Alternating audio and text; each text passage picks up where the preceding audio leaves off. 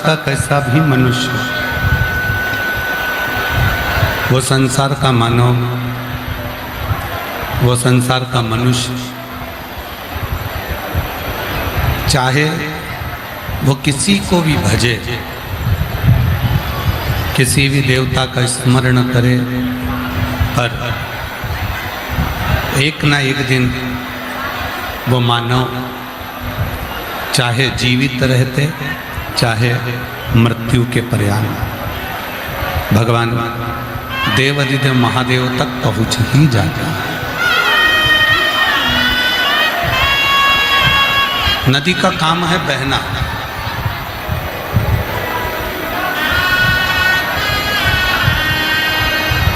और वो नदी जो बहती जाती है बहती जाती है बहती जाती है, एक दिन सागर तक समुद्र तक पहुंच जाती है।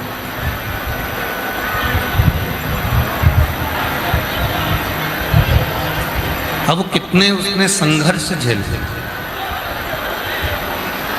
कितने उसने दुख झेले, कितना उसने कष्ट झेला। उस नदी ने कहीं पर्वतों से चली, कहीं झरनों के रूप में बही, कहीं अटखेलियाँ करती हुई आड़ी टेढ़ी चलती चलती चलती चलती, फिर वो नदी आखिरी में समुद्र तक पहुँच गई। समुद्र तक पहुँच गई। उसी तरह ये मानव का जीवन भी,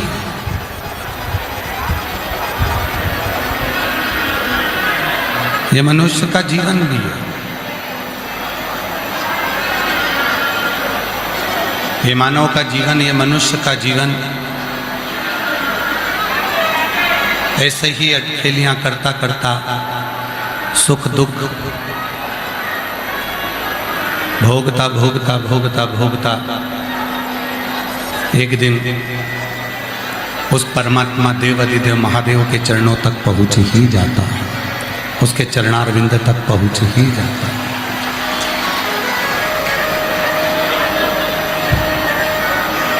कल अपने कथा श्रवण कर रहे थे धुंधुरमुख की, पशुपति नाथ।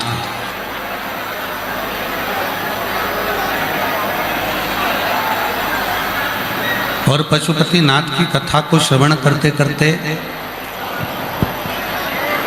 आप और हम धुंधुमुख की कथा को श्रवण कर रहे थे, जिसका बेटा हो गया था धुंधुमुख।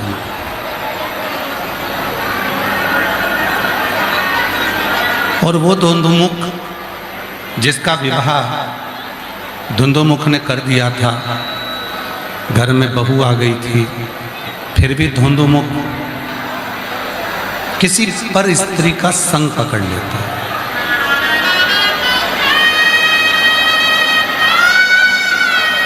और किसी पर स्त्री का संग पकड़कर वो अपने पूरे घर का नाश कर बैठता है। मेरी जीजियों, मेरे जीजाओं, मेरी बेटियों, मेरे बेटाओं, मेरे बुजुर्ग माता पिता, ध्यान रखना कि यदि परमात्मा ने ये मानव की देह दी है,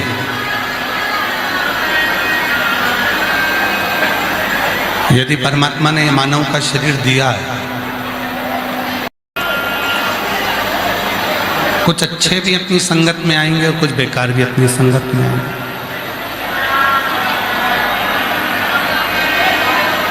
अब कई लोग कहते हैं गुरुजी, भगवान ने इन बुरे लोगों को संसार में बनाया ही क्यों?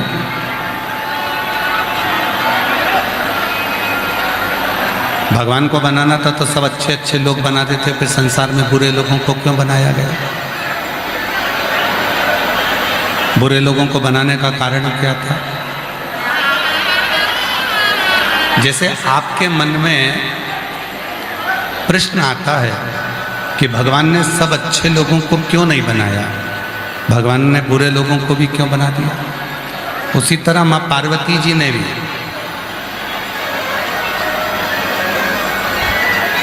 भगवान शिव से महाकाल वन में एक प्रश्न किया था कि ये संसार सागर, ये मानव की देह जो मिलती है, इस मानव देह में अच्छे भी आते हैं और बुरे भी आते हैं, और व्यक्ति को सबका सामना करना पड़ता है। अच्छे लोगों का सामना भी व्यक्ति करता है और बुरे लोगों का सामना भी व्यक्ति करता है। पर जो अच्छा होता है, अगर वो अपनी अच्छाइयों पर चलता रहता है तो जितने भी बुरे लोग उसके साथ में आते हैं वो एक ना एक दिन दूर हटते चले जाते हैं। और जो बुरा व्यक्ति होता है उसके पास में अगर कोई अच्छा व्यक्ति पहुंच भी जाता है तो वो बुरा उस अच्छे को संग पकड़कर बुरा बनाने का प्रयास करता है। पर यदि उस अच्छे व्यक्ति का किया गया सत्संग, उस अच्छे व्यक्ति का किया गया अच्छा कर्म प्रबल होता है तो वो बुरे को भी एक दिन अच्छा बनाकर रख देता है, वो बुरे को भी श्रेष्ठ।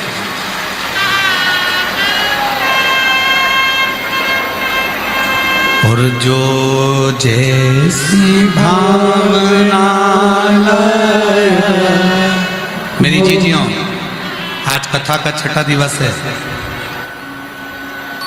रांची के पानी और आंधी का भरोसा नहीं रहता है, इसलिए जितनी भी मेरी जीजी और जितने मेरे जीजा और जितनी मेरी बेटियां और बेटा बैठे हैं, बहुत दूर दूर से आप लोग आए हो।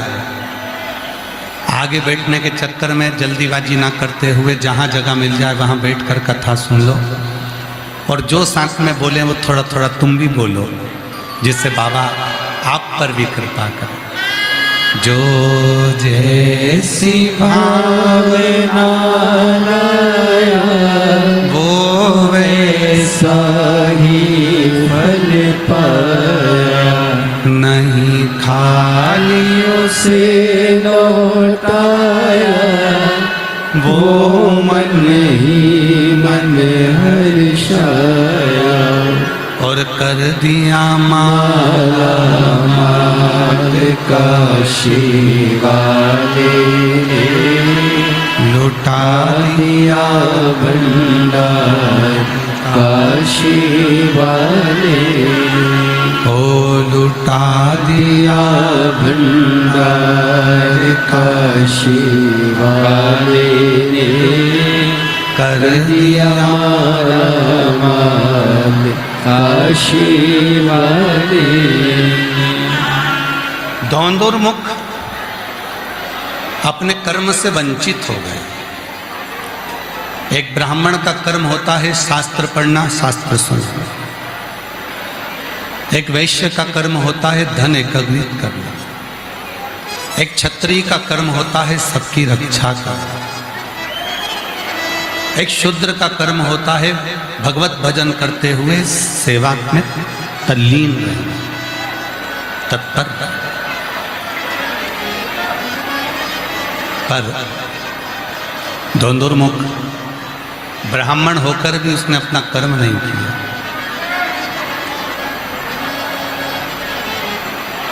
3.5 करोड़ ये रोम छिद्र मनुष्य के शरीर में है। संसार के जितने मनुष्य हैं सबके शरीर में ये जितने रोम हैं, ये 3.5 करोड़ रोम छिद्र मनुष्य के शरीर में है। 21,600 श्वास रोज प्रतिदिन निकलती है। ऐसा कोई दिन नहीं जाता जिस दिन आपकी 21,600 श्वास नहीं निकलती। 21,600 श्वास रोज मनुष्य की निकलती। और ये 3.5 करोड़ रोम छिद्र जो मानव को दिए हैं, किस लिए दिए, किस लिए प्रदान किए, क्यों दिए? गरुड़ पुराण में कहा गया, गरुड़ पुराण में वर्णन किया गया कि ये 3.5 करोड़ रोम छिद्र अपने मुख से 3.5 करोड़ बार भगवान का नाम लेने के लिए दिया गया। पूरे रांची में ढूंढ लो, पूरे झारखंड में ढूंढ लो, पूरे मध्य प्रदेश में ढूंढ लो, और चाहे तो पूरे भारत में ढूंढ लो, और भारत के बाहर भी जाकर ढूंढ लो, कोई नहीं मिलेगा जो एक दिन में 3.5 करोड़ बार भगवान का नाम लेता हो। कोई नहीं मिलेगा। एक दिन में जो 3.5 करोड़ बार भगवान का नाम लेता हो, ऐसा संसार में मिलना कठिन है। तो फिर कहा कि ये 3.5 करोड़ बार जो नाम है, 3.5 करोड़ बार जो भगवान का नाम का उच्चारण है, 3.5 करोड़ बार जो भगवान का नाम लिया जाए, तो फिर इसको कैसे लिया जाए, फिर इसका स्मरण कैसे किया? फिर ये 3.5 करोड़ बार भगवान ने जो 3.5 करोड़ रोम छिद्र दिए हैं, ये 3.5 करोड़ जो रोम छिद्र हमें प्रदान किए हैं, तो ये 3.5 करोड़ बार हम भगवान का नाम लें तो कैसे? क्या करा जाए कि 3.5 करोड़ बार भगवान का नाम निकल जाए? क्या करें कि हम 3.5 करोड़ बार भगवान के नाम का उच्चारण हो जाए? तो कहा, जब मनुष्य कलिकाल में, कलयुग में शिव महापुराण की कथा में जाकर बैठेगा और लाखों भक्त जब एक साथ भगवान शंकर के नाम को लेंगे, वो नाम लेते से ही आपस में वो शब्द टकराएंगे, टूटेंगे, और वो शब्द 3.5 करोड़ के रूप में प्रसिद्ध होकर उस मनुष्य देह का कल्याण कर दें। 3.5।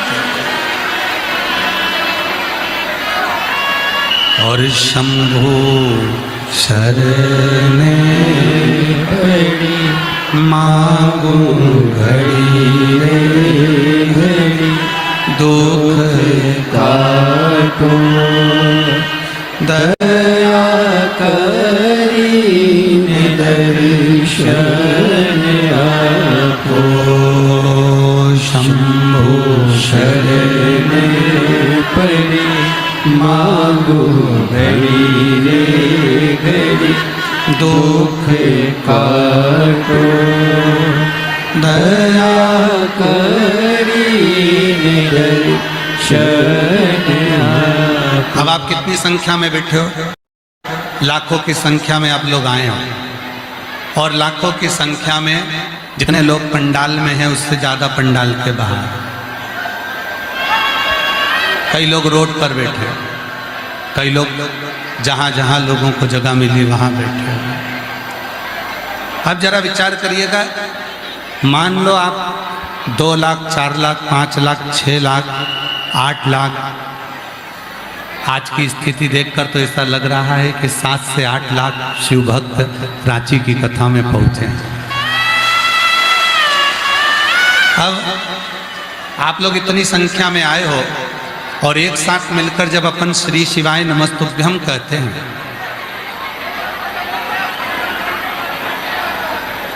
जब एक साथ मिलकर अपन भगवान का भजन करते हैं,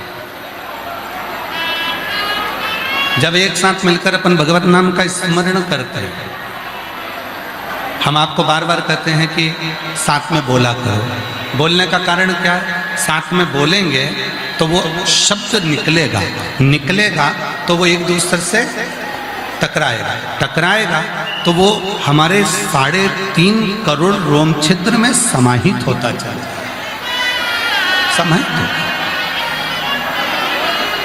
श्री शिवाय नमस्तुभ्यं, श्री शिवाय नमस्तुभ्यं, श्री शिवाय नमस्तुभ्यं, श्री शिवाय नमस्तुभ्यं।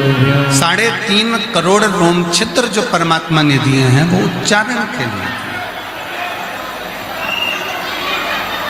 ये मानव जीवन में अच्छे भी मिलेंगे, बुरे भी मिलेंगे।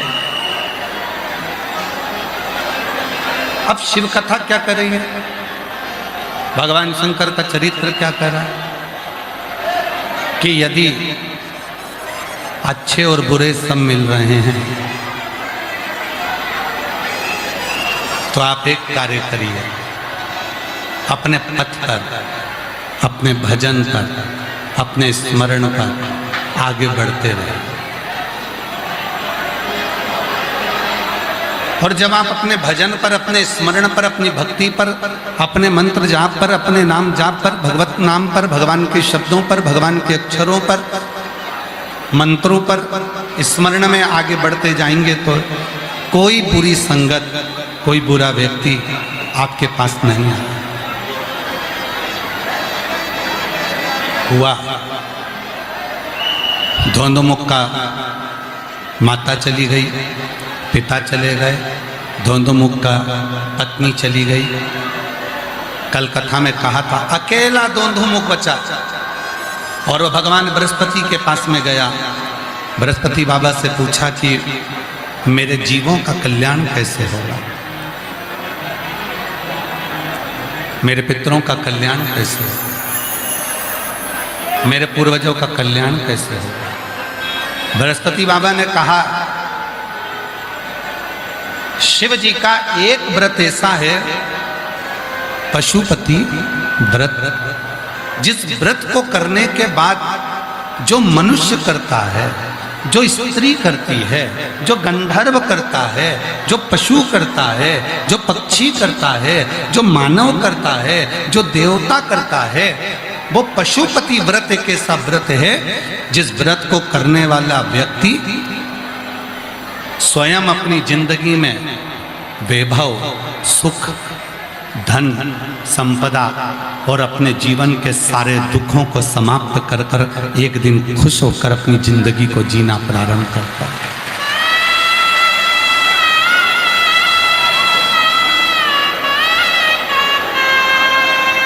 एक बार पशुपति व्रत करने वाली कोई स्त्री, कोई नारी, कोई बेटी, कोई बेटा, कोई मनुष्य, कोई पुरुष होता, वो अपनी पितरों को भी पार लगा देता।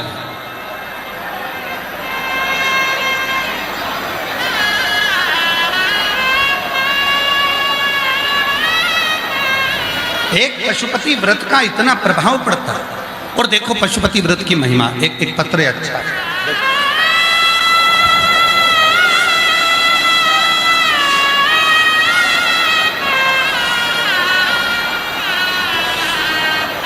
पत्र को एलईडी पर पढ़िएगा। Play it all in one video player.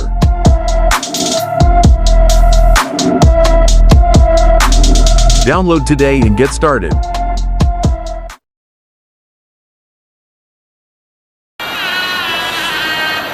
पत्र को एलईडी पर पढ़िएगा आप लोग, और पत्र को एलईडी पर पढ़िए। आस्था चैनल पर भी पत्र चलेगा, उस पत्र को आप लोग पढ़िएगा। मैं प्रभा देवी, पति श्री दिनेश केसरी, ग्राम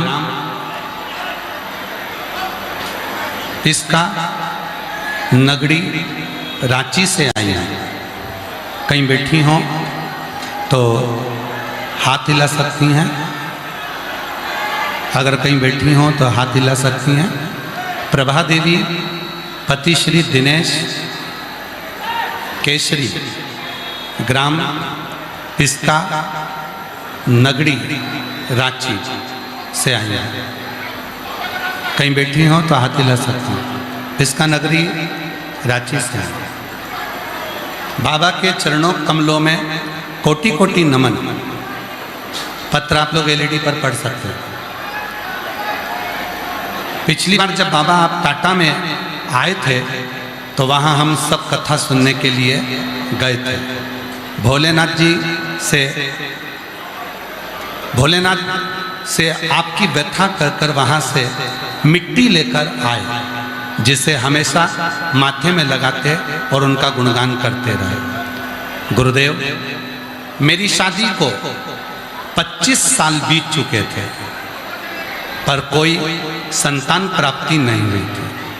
कितने साल हो गए थे? वापिस पढ़ो, कितने साल? 25 साल। मेरी शादी को 25 साल बीत गए थे। अब जहां मेरी जितनी जीजियां बैठी हैं, एक बात बताना, अगर लोगों के यहाँ 2 साल 5 साल में बच्चा नहीं होता, लोगों को लगता है कि हमारे यहाँ औलाद नहीं है। 8 साल तक वो इलाज कराते हैं, 10 साल तक बच्चा नहीं हुआ तो आस छोड़ देते हैं, 15 साल तक बच्चा नहीं हुआ तो आस छोड़ देते हैं। मेरी ये बहन को 25 साल बीत जाने पर भी कोई संतान का सुख प्राप्त नहीं हुआ। बाबा, आप कहते हो कि कथा के पंडाल में बैठकर जो मांगो वो मिलता जरूर है। और बाबा ने, हम टाटा में बैठकर कथा सुन रहे थे, जमशेदपुर में हमने कथा सुनी, वहाँ के पंडाल की मिट्टी को हम लेकर आ गए और उस मिट्टी को अपने मस्तक पर लगाते, थोड़ी मिट्टी अपने गर्भ पर लगाते। 25 साल तक कितने ही डॉक्टरों का इलाज करवा लिया, कितनी जगह गोद भरवा ली, कितनी जगह चले गए, सबने कहा ये करो वो करो, सब करा, पर औलाद नहीं हुई। हमें नहीं मालूम था कि कथा के पंडाल की मिट्टी में ऐसा क्या है। और महादेव की कृपा से बाबा ने ऐसी करुणा करी कि हमारे यहाँ हमने 2 बार पशुपति व्रत किया।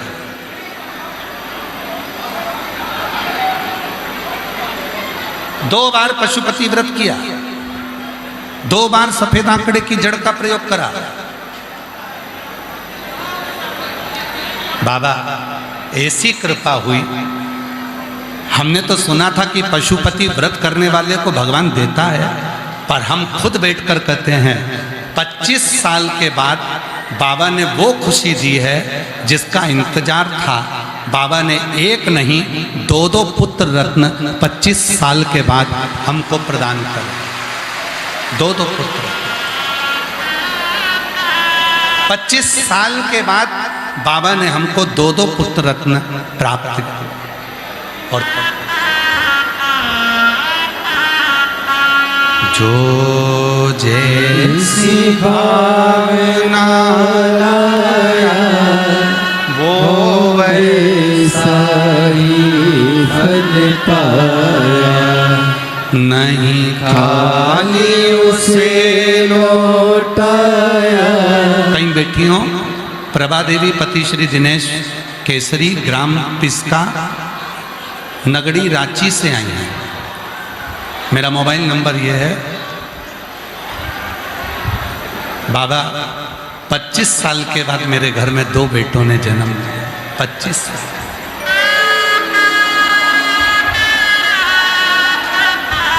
आप आए हो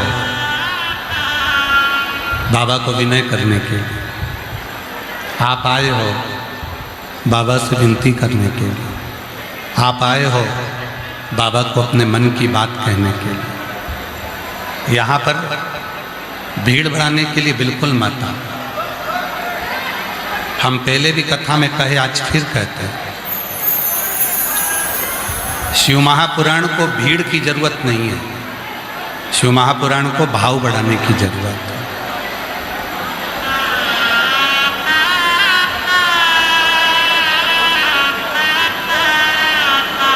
तीन घंटे की कथा मिलती है, उसमें से भी केवल 2.5 घंटा हम यहाँ व्यासपीठ से बोलते हैं। और वो 2.5 घंटे में से आप कितना उस भोले बाबा से जुड़ते हो, शिव जी को अपने मन की बात कहते हो, वो आपके ऊपर निर्भर करता है। हम तो इतना बाबा से कहेंगे कि यहाँ से जाने के बाद जब अगली कथा आपके नज़दीक में हो तो इस व्यासपीठ पर आपका भी पत्र हो कि मेरे बाबा ने मुझे 3 महीने में मेरी झोली भरी।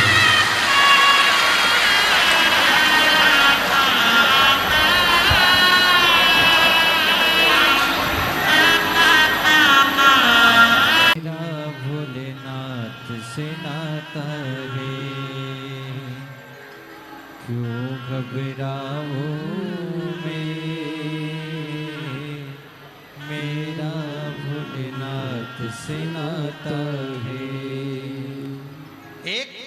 पशुपति व्रत, और जितनी मेरी जीजियां बैठी हैं, जितने मेरे जीजा बैठे हैं, जितनी मेरी बेटियां बैठी हैं, जितने मेरे बेटा, मेरे बुजुर्ग माता पिता जितने बैठे हैं, ध्यान रखना, एक पशुपति व्रत भी हमारे जीवन को सुख प्रदान कर देता है। कितने सोमवार का व्रत होता है? सब बोलो। 5 सोमवार। कितने दिए लगते हैं? 6। मंदिर में कितने दिए जलाए जाते हैं? 5। घर के दरवाजे पर कितना दिया जलता है? 1। प्रसाद बनकर जाता है, उसके कितने हिस्से होते हैं? 3। अगर बीच में कहीं रजस्वला धर्म आ गया, कहीं जाना पड़ गया, घर में कोई कार्य आ गया, कहीं आप बाहर चले गए, तो उस व्रत को छोड़ दिया जाता है, फिर अगला करा जाता है। पर गिनती के होते 5 ही हैं। सुबह जो पूजन की थाली मंदिर जाती है, वही थाली शाम को मंदिर जाती है। शाम को प्रसाद बनकर जाता है, मंदिर में 3 हिस्से हो जाते हैं, दिए 6 रखा जाते हैं, 5 दिए प्रज्वलित करे जाते हैं, 1 दिया वापस अपनी थाली में रखा जाता है, प्रसाद का 1 हिस्सा अपनी थाली में रख कर लाते हैं, बाबा से अपने विनय कर कर आते हैं, विनती कर कर आते हैं। 5 सोमवार। और हम तो यहां तक कहेंगे, हर 5 महीने में, 6 महीने में, 4 महीने में, 3 महीने में एक बार पशुपति व्रत घर में करते रहना चाहिए। घर का कोई भी एक व्यक्ति भी अगर पशुपति व्रत करता है तो पूरे घर के लोगों को उसका लाभ जरूर मिलता है। पशुपति व्रत का इतना एक व्यक्ति भी अगर कर रहा है तो उसका लाभ, उसका सुख मिलता है।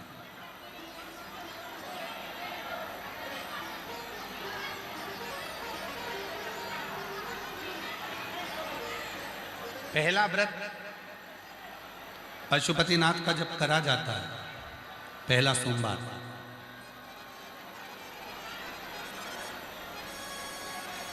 मंदिर पर पूजन कर कर प्रसाद का 1 हिस्सा लेकर, 1 दीपक लेकर, जब आप दरवाजे के राइट हैंड पर अपने सीधे हाथ की ओर दरवाजे के सामने बैठती हो,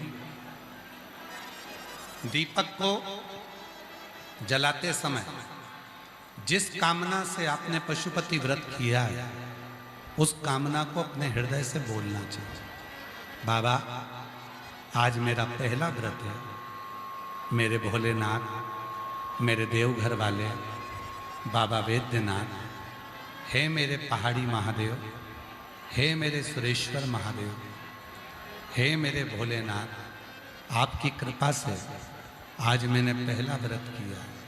बाबा, मेरे इस व्रत को स्वीकार कर। बाबा, मेरे इस व्रत को स्वीकार करना, और बाबा आपकी कृपा से मेरा ये व्रत सफल हो, ऐसी करुणा करना, ऐसी करुणा। पहले किसको कहूं मैं जाके, किससे?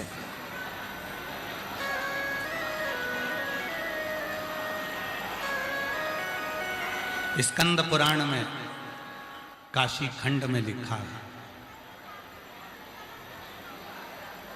लिंग पुराण में स्पष्ट लिखा है, शिव महापुराण में वर्णन किया गया है कि दुनिया के सारे पापियों को इकट्ठा करो और प्रसिद्ध प्रसिद्ध पापियों की पूरी पाप को एक जगह पर इकट्ठा करो,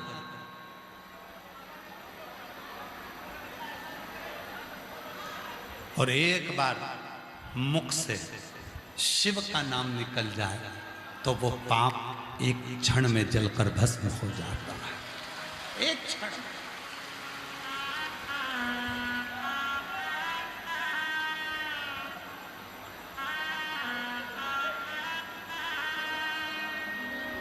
दुनिया के सारे पापियों के पाप को अगर एकत्रित करा जाए और मुख से श्री शिवाय नमस्तुभ्यम कहा जाए, हम क्यों कहते हैं आप लोगों को कि अपने अपने घर के दरवाजे पर श्री शिवाय नमस्तुभ्यम का एक स्टिकर चिपका दो, अपनी गाड़ी पर श्री शिवाय नमस्तुभ्यम लगा दो। श्री शिवाय नमस्तुभ्यम शिव महापुराण की विद्येश्वर संहिता में लिखा है, ये वो मंत्र है जिस मंत्र का केवल उच्चारण करने पर अपनी 71 पीढ़ी में भी अगर किसी ने कोई भूल से भी पाप करा होता है तो वो नष्ट हो जाएगा।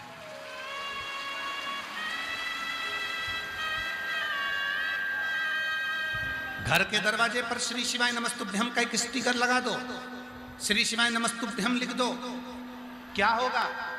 लोग कहते हैं, वास्तुशास्त्री कहते हैं यहां से जीनी को तोड़ो, कोई कहता है यहाँ बाथरूम को तोड़ो, कोई कहता है रसोई घर तोड़ो, कोई कहता है ये दरवाजा तोड़ो, कोई कहता है वो दरवाजा तोड़ो। शिव महापुराण की कथा में कहा गया, एक बार मुख पर अगर कोई दरवाजे के बाहर भी खड़ा हो गया और उसने श्री शिवाय नमस्तुभ्यम को पढ़ लिया, जो अंदर आ रहा है उसके आने से ही हमारा वास्तु दोष पूरा समाप्त हो जाता है।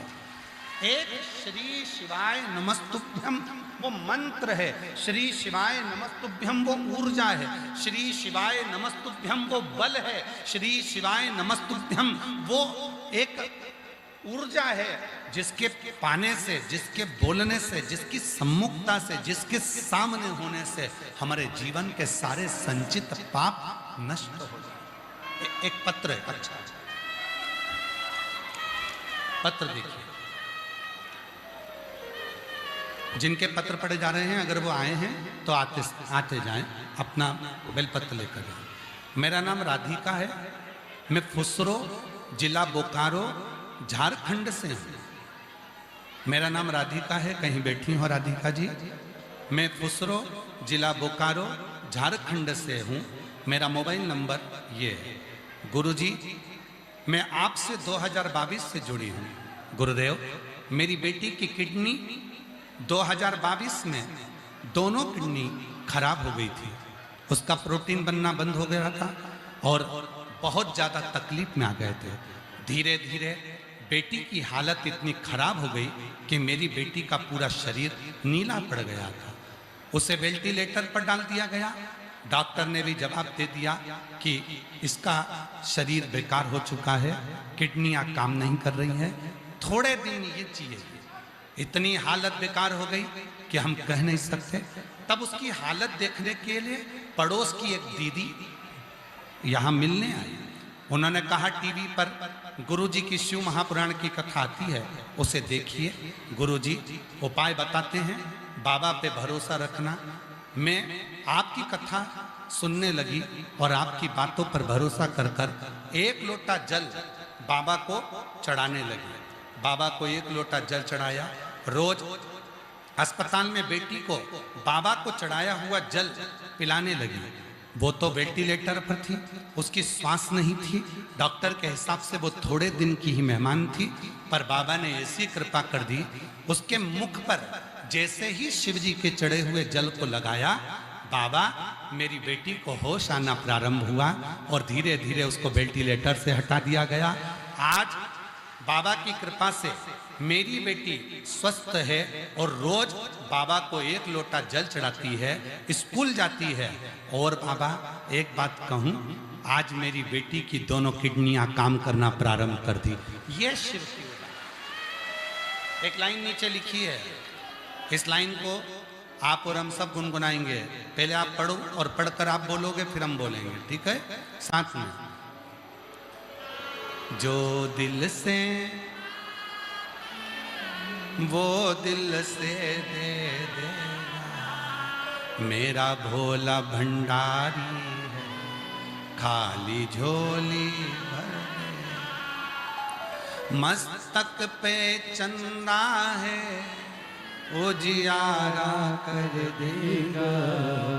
मस्तक पे चंदा है, उजियारा कर देगा। मेरा भोला भंडारी है, खाली झोली भर देगा। मेरा भोला भंडारी है, खाली झोली भर देगा। अब हम आपसे पूछें, 25 साल के बाद क्या किसी को बच्चा हो सकता है? विचार करिएगा जरा। शादी के जिसके 25 साल हो गए तो उसकी उम्र भी तो हुई होगी 45-50 के करीब में।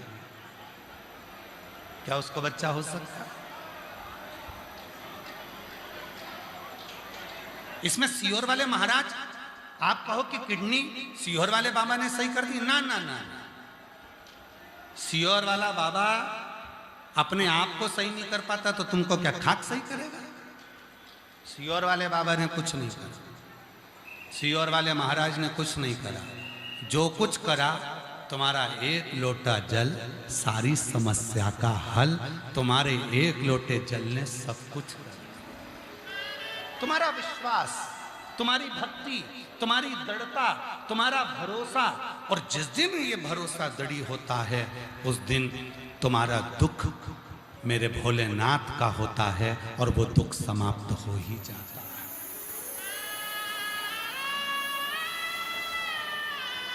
वो दुख तुम्हारा नहीं।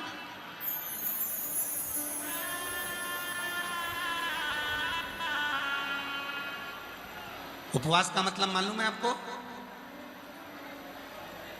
जम के तो बोलो।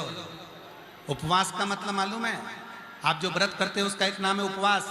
उपवास का मतलब है भगवान पर इतना भरोसा कर लेना, ऊपर वाले पर इतना भरोसा कर लेना कि उस ऊपर वाले के चरणों में वास हो। इस मन का समझ लेना कि तुम्हारा उपवास हो गया। उस पर विश्वास, उस पर भरोसा, उस पर दृढ़ता, उस पर तुम्हारा पूर्ण भरोसा, उस पर तुम्हारा पूर्ण चित्त, उस पर पूर्ण तुम्हारा विश्वास। तुम जो एक लोटा जल चढ़ाने के लिए शंकर जी के मंदिर जाती हो, तुम जो एक लोटा जल चढ़ाने के लिए शंकर के मंदिर में पहुंचते हो, जल चढ़ाते समय तुम्हारा भरोसा इतना दृढ़ होना चाहिए कि मेरा दुख आज मेरा बाबा काट कर रहेगा तो मेरा शंभू तुम्हारा दुख काट कर ही रहेगा। काट कर।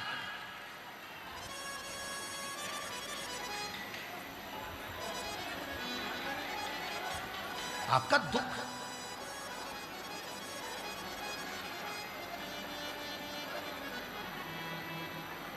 शिव की शिव। हमने पहले भी कहा, आज फिर कहते हैं, घड़ी बेकार हो गई है, किराने की दुकान पर लेकर मत जाओ। सुधारने के लिए घड़ी बेकार हो गई है तो कपड़े वाले की दुकान पर लेकर मत जाओ। ये हम पहले भी बोल चुके हैं, आज फिर बोल रहे हैं। झारखंड